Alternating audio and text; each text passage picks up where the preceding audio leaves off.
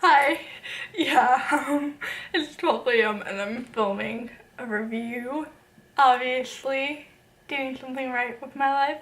Probably a weird thumbs up, but ignore that. So, the Suicide Squad extended cut was released November 15th, and obviously, I watched it, and let me tell you, before I start this video, obviously it didn't do like a very dramatic change like it did with Batman v Superman and the Ultimate Edition, because that was half an hour of extra footage that got rid of all the plot holes.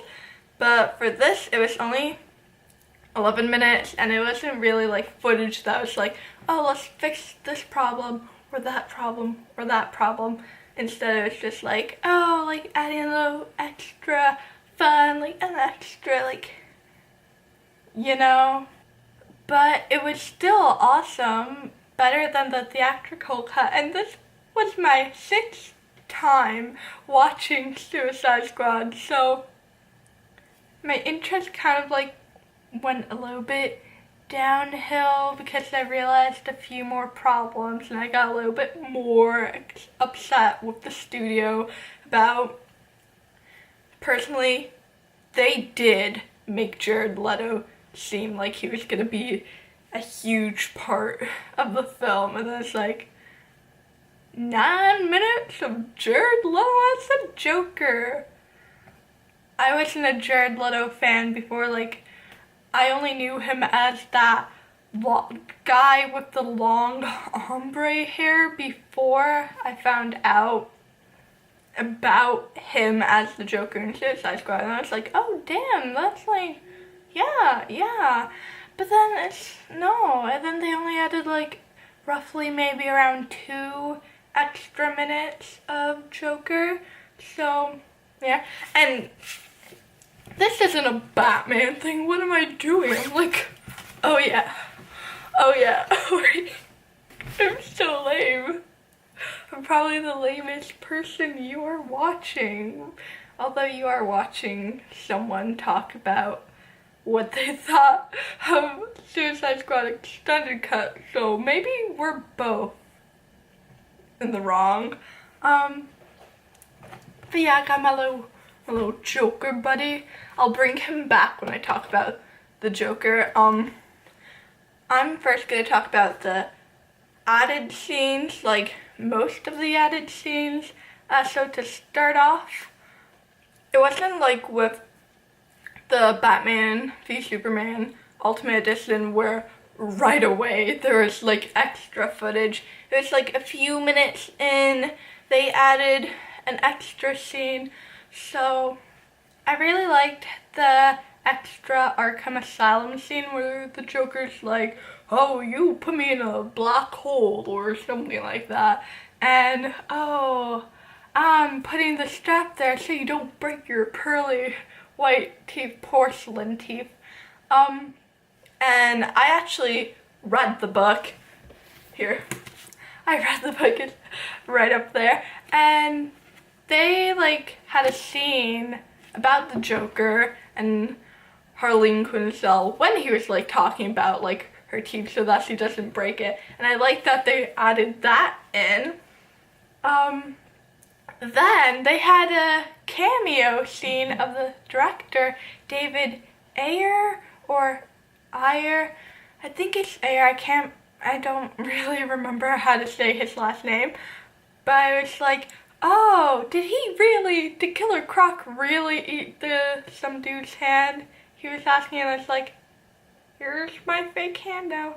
I liked how they had more Killer Croc footage, and then right after that, there wasn't like any new footage, at least any like long amount of new footage, until I think around when the squad was finally assembled, and when Deadshot told Harley to like, oh, tell other people about like our team up so that we're taking down these people.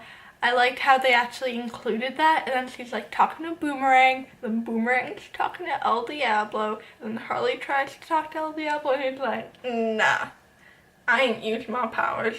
And then Boomerang goes to Killer Croc, and then you just see Killer Croc like push Boomerang, and then Harley goes up to Boomerang, and she's like, what did you say? And like Boomerang like, nothing. That was funny. Like, those were the types of scenes really that they added in, because 11 extra minutes of footage isn't really gonna do anything to improve the film. And then afterwards, oh my god, time to bring the little Joker back in. The motorcycle scene with Harleen Quinzel and the Joker, and then she's like, what? My heart scares you, but a gun doesn't? Dude, if you know the Joker, you know he just doesn't like to be in, like, love or relationships or anything like that, so it's really interesting. Obviously, they didn't include the slap that you could see in, like, the behind-the-scene footage that, people that saw the filming of the movie uploaded online on the interwebs, but it just showed a different view of the Joker, not just what some fans, mostly fangirls, no offense to those people that are like idolizing the Joker, like, oh, if I had a boyfriend like him. Although people can't be like, that's not, like, good. They're not fucking real. They're villains. Obviously, they're gonna have, like, a fucked up relationship. Like, they're both abusive. I'm not gonna go into that.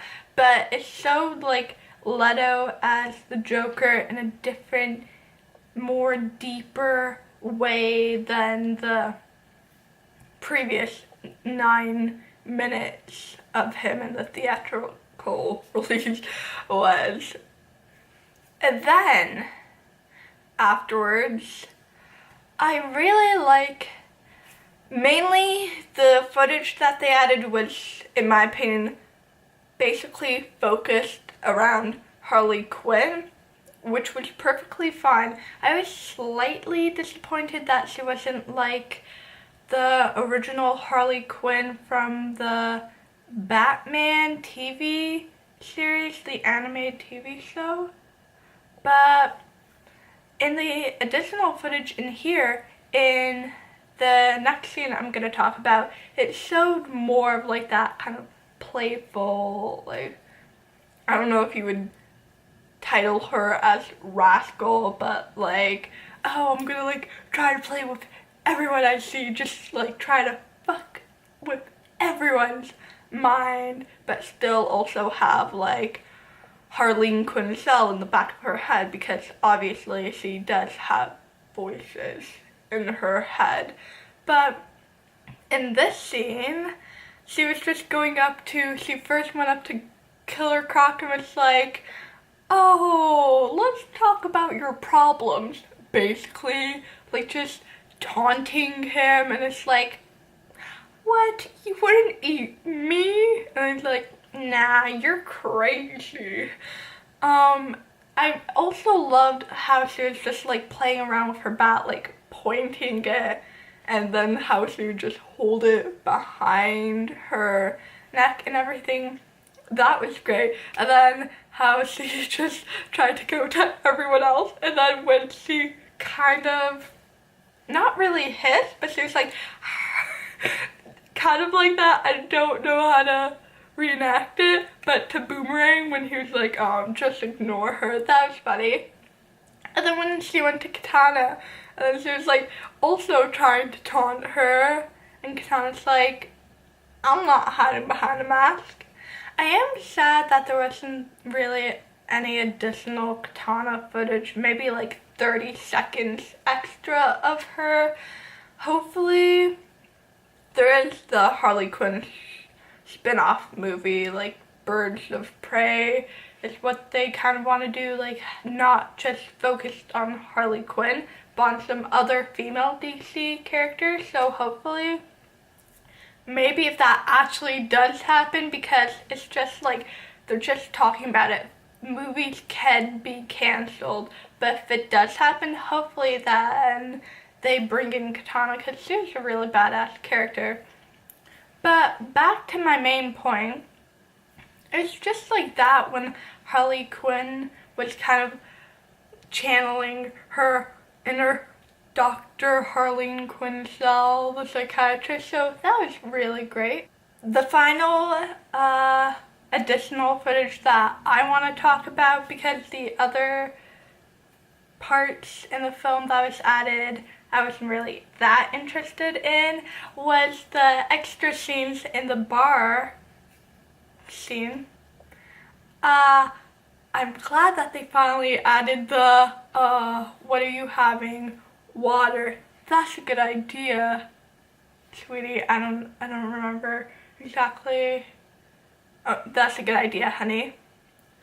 Between Harley and El Diablo, and they just added like a few more things. Again, Harley taunting Killer Croc, because I'm pretty sure Margot said that her character thinks of Casey as like a big adorable teddy bear, so obviously she's gonna like try to mess around with him in the friendly way. But I like that they added some like extra footage in that scene, because it just made it a lot better. It was already a good scene. Like, that was probably one of my favorite parts of the movie, just them having a drink and like kind of chillaxing while the world is kind of ending, but not really.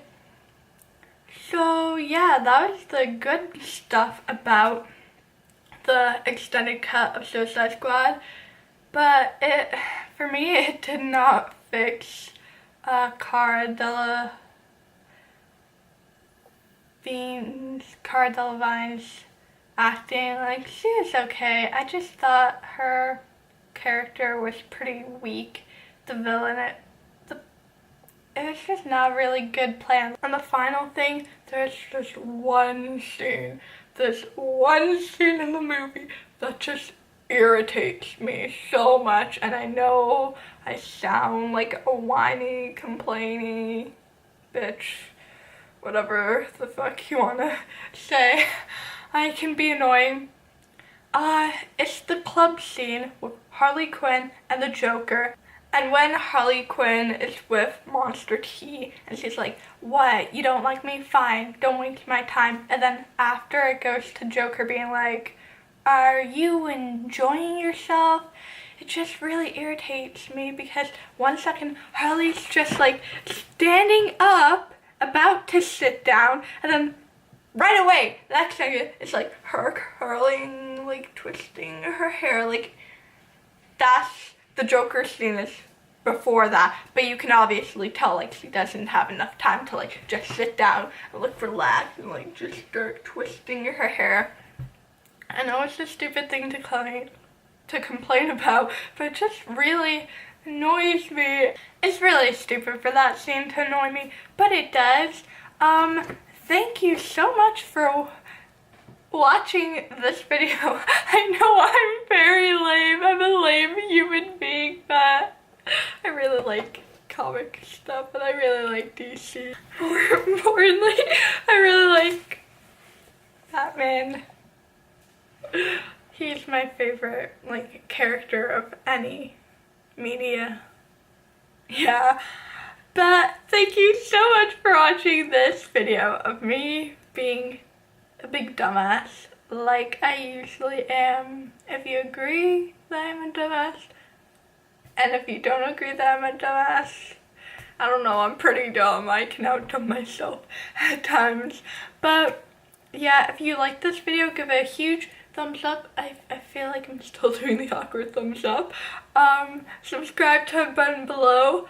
Comment down what you thought of the extended cut. And I'm just gonna bring this back and everything. So yeah, the book was good. If you didn't like the movie, like if the movie kind of disappointed you, I recommend read the book because it has parts and stuff that the movie didn't have. Or just get a Joker Funko Pop because Funko Pops are my secret addiction. Okay, bye!